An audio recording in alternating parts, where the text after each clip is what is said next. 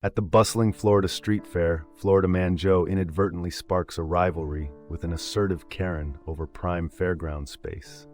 As tensions rise, Joe playfully turns a water hose her way, not realizing it's connected to a fire hydrant. Suddenly, the hydrant cap pops off, unleashing a mighty geyser that tumbles Karen into a dunk tank.